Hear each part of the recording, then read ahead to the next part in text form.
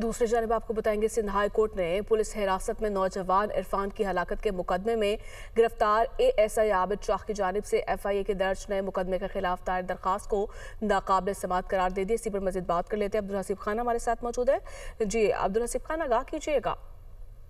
जी बिल्कुल, Sindh high court में police हिरासत में नौजवान इरफान की हलाकत के मामले पर दायर एएसआई आबिद शाह जो कि गिरफ्तार मुलजिम है, उसकी जानिब से मुकदमे को जो है वो चैलेंज किया गया था और अदालत ने इस पे दरख्वास्त गुजार के वकील से काबिल समाअत होने पर दलाइल तलब किए थे। आज समाअत वकील दरख्वास्त के जाने से मौके पर तैयार किया गया कि सुप्रीम कोर्ट करार दे चुका है कि एक वाक़े के जो है वो एक दर्ज नहीं होते और एफआईए की जानिब से दूसरा मुकदमा जो दर्ज किया गया है वो सुप्रीम कोर्ट का खिलाफ वर्जी है। इसके साथ साथ ये भी उनकी जानिब से मौके पर तैयार किया गया कि तफ्तीशी अफसर जो कि पहले मुकदमे का तफ्तीशी अफसर था वो एफआईए के मुकदमे में जो है वो मुद्दई बन चुका है और दूसरा मुकदमा जो है वो गैर कानूनी करार देकर उसको कलअदम करार दिया जाए। इसके साथ साथ जबरान नासिर एडवोकेट भी जो है अदालत में पेश हुए। उन्होंने कहा कि जो एडवोकेट भी अदालत में पेश हुए। बहुत शुक्रिया अब्दुल हसीब खान आपका।